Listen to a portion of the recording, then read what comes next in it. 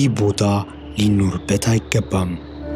80% ዘላለማዊ በሆነ በበረዶ ሽፋን ተቀብሯል። ክረምቱ 9 ወር ይቆያል። ፀሐይ ለሳምንታት ትጠፋለች። ቅርቡ ትልቅ ከተማ በ4 ሰዓት የበረራ ርቀት ላይ ነው። ከአንድ ከተማ ወደ ሌላው ከተማ የሚያገናኝ መንገድ በጭራሽ የለም። ትንቀሳቀሳለህ፣ ግን በጀልባ በሄሊኮፕተር አሊያም በጭራሽ አትንቀሳቀስም። ቢሆንም ግን ሰዎች እዚህ ይኖራሉ። ከ4000 ዓመታት በላይ ኖረዋል። ይህ ግሪንላንድ ነው፣ የዓለማችን ትልቁ ደሴት። ዛሬም ወደ ውስጧ እንገባለን። ቁጥሮቹ ወዲያውኑ ያቆሙዋል። ጠቅላላ ስፋቷ 2.16 ሚሊዮን ካሬ ኪሎ ሜትር። ከሜክሲኮ ትበልጣለች፣ ከሳዑዲ አረቢያም ትበልጣለች። ነፃ ሀገር ብትሆን ኖሮ በቆዳ ስፋት በምድር ላይ 12ኛ ትሆን ነበር። ነገር ግን ሕዝቧ 56,000 ነው። ይህ አህጉር በሚያህል ግዛት ላይ የተበተነ አነስተኛ ከተማ ያህሉ ሕዝብ ነው። ጥግግቱ እጅግ ዝቅተኛ ከ100 ካሬ ኪሎ ሜትር ያነሰ በሆነ መሳሪያ ሊለካ የማይታሰብ ነው። ውስጣዊውን ክፍሉ የሚሸፍነው የበረዶ ሽፋን በአንዳንድ ቦታዎች 3 ኪሎ ሜትር ውፍረት አለው። በምድር ላይ ያለውን ሁሉ ንጹህ ውሃ 7% ይዟል።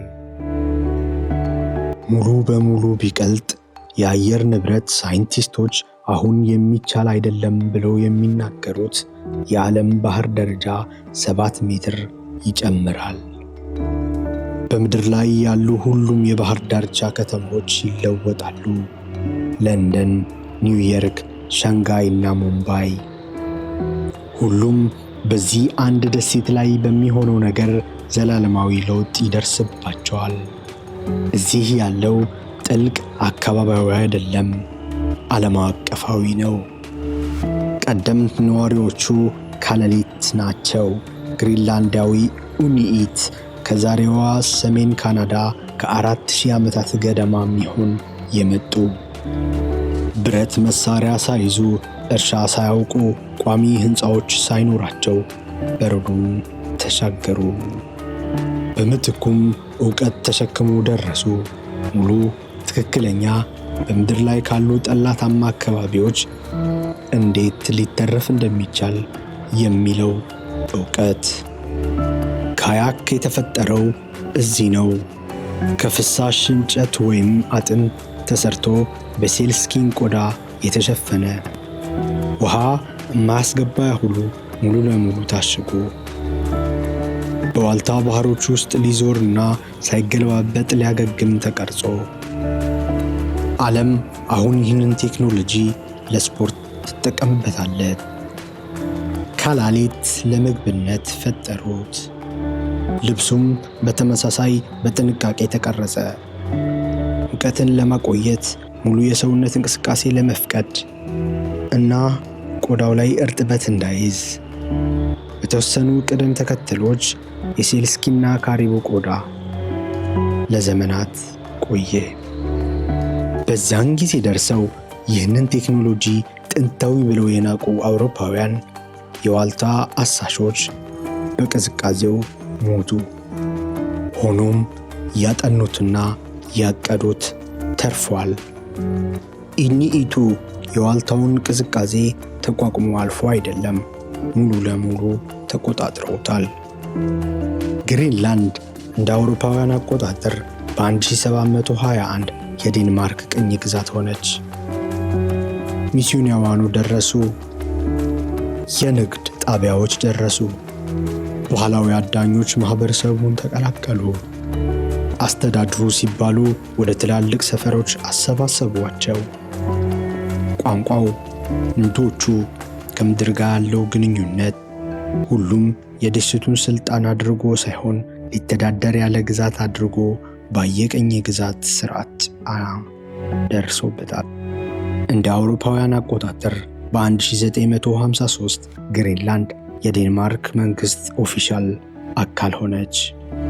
በ1979 ዓመተ ምህረት ራስን አስተዳደርነት አገኘች። በ2009 ዓመተ ምህረት ሙሉ የራስ ገዝ ሆነች። ዴንማርክ የመከላከያና የውጭ ፖሊስ ኃላፊነቱን ስትይዝ አብዛኛው ውስጣዊ ጉዳዮቿ ቁጥጥር አገኘች። ያን ዓመት ካላሊስት የግሪንላንድ ቋንቋ የደሴቷ ብቸኛ ኦፊሻል ቋንቋ ሆነ። ዴንማርክኛ ሰፊ ተናጋሪ አሁንም አለው። ነገር ግን ለውጡ ሆን ብሎና ምሳሌያዊ ነበር። ቅኝ ግዛት ከደረሰ በኋላ ማንነትን ማደስ ፈጥኖ ወይም በቀላሉ አይሆንም። መጀመሪያ በቋንቋው ውስጥ ይሆናል። የሙሉ ነፃነቱ ጥያቄ ሁሌ ፖለቲካዊ አውዱ ላይ ተቀምጧል። ግሪንላንድ ፍቃዱ አላት። ብዙ ሳይቆይ ኢኮኖሚያዊ መሰረቱም ሊኖራት ይችላል። ከበረዶ ሽፋኑ ስር እና ተራሮቹ ውስጥ ግሪንላንድ ተለቅ ያለ ማዕድናዊ ሀብቷ ይዛለች። ለኤሌክትሪክ መኪናዎችና ዘመናዊ ኤሌክትሮኒክሶች አስፈላጊ ልዩ የምድር ማዕድን፣ ባህር ስር ያሉ የነዳጅ ዘይት ክምችቶች፣ ዚንክ፣ እርሳስ፣ ወርቅና ሩቢ ክምችቶችን ይዛለች። የሚቀልጠው በረዶ ለሁሉም ኢኮሎጂካዊ ጥፋት ቢኖረውም ቀደም ሲል ሊወጡ ሊደረስባቸው ያልተቻሉ መሬቶችና ሀብቶች እያጋለጠ ነው። ዓለም ሁሉም አስተውላቸዋል። እንደ አውሮፓውያን አቆጣጠር በ2019 ዩናይትድ ስቴትስ ኦፍ አሜሪካ ግሪንላንድን ቀጥታ ለመግዛት ሐሳብ አቀረበ። የዴንማርክ መንግስትም ሐሳቡን ዘፈናዊ ብሎ ጠራው። ግሪንላንዳዊ መሪዎች ቀላል ነጥቡን አስቀመጡ። ግሪንላንድ ልትሸጥ የምትችል አይደለችም፣ ደግሞም ቀዳሚ ሆና ልትሸጥ የምትችል የዴንማርክ ንብረት አይደለችም ሲሉ ሐሳባቸውን አስቀመጡ። ይህ ክስተት ጂኦፖለቲካዊ ተንታኞች ለዓመታት ዝም ብለው ሲከታተሉት መቆየታቸውን ገለጹ። ግሪንላንድ ሩቅ አይደለችም፣ ማዕከላዊ ናት። የበረዶ ሽፋኗ ሲቀልጥ እየተከፈቱ ባሉ የዋልታ አቅጣጫዎቿ መስቀለኛ ቦታ ላይ ትቀመጣለችም አሉ። ሰሜን አትላንቲኩን ትቆጣጠራለች። ሙሉ ኢንዱስትሪዋ ዓለም ለኃይል ሽግግር የሚፈልጋቸው ሀብቶች ይዛለች። 56,000 ሰዎች በምድር ላይ ካሉ ስልታዊ ወሳኝ ቦታዎች ላይ። ዋና ከተማዋ ኑክ ከአትላንቲክ ሞቃታ ፍሰቶች ትንሽ ሙቀት ባገኘ በደቡባዊ ምዕራብ ጠረፍ ላይ ተቀምጣለች። ሕዝቧ 20,000 ይሆናል። ከሙሉ የአገሪቷ ግማሽ በአንዷ ከተማ። ቀለም ቤቶቹ ከስራቸው ወደ በላይ ባለው ቋጥኝ ኮረብቶች ላይ ይወጣሉ። ቀይ፣ ቢጫ፣ ሰማያዊ፣ አረንጓዴ ቀለሞቹ ለውበት አይደለም። 9 ወር ነጭ እና ግራጫ በሆነ ምድር ቀለሙ እጅግ በጣም ጠቃሚ ነው። ሰዓትን ይጠቁምሃል።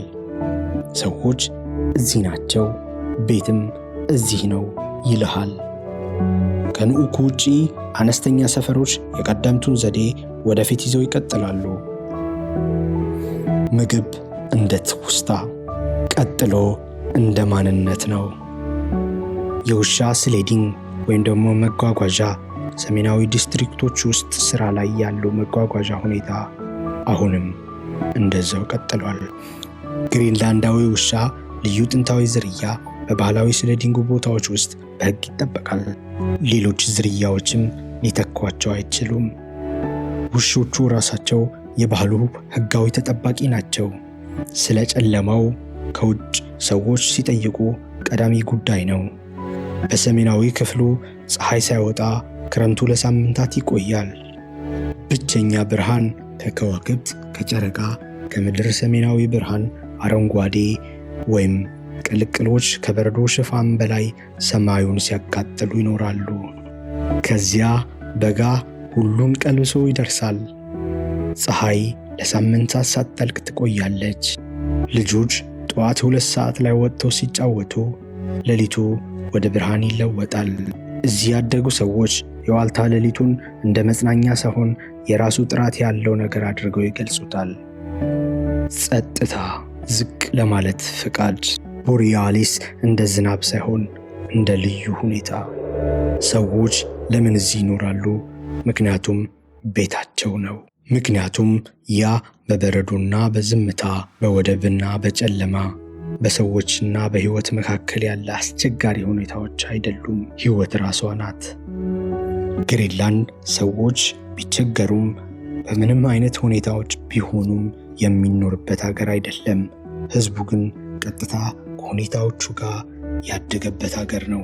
ማንነቱ በበረዶ፣ በአደን፣ በቋንቋው፣ በብርሃኑና በጨለማ ውስጥ የተጻፈ የዓለም ትልቅ ደሴት 56,000 ሰዎች ያሉበት ቦታ ሙሉ በሙሉ እያወቁ 4,000 ዓመታት።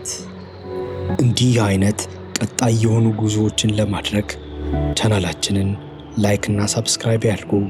እኛም በቀጣይ ትልቅ ሽፋን ሰጥተን ለመስራት ያበረታታናል።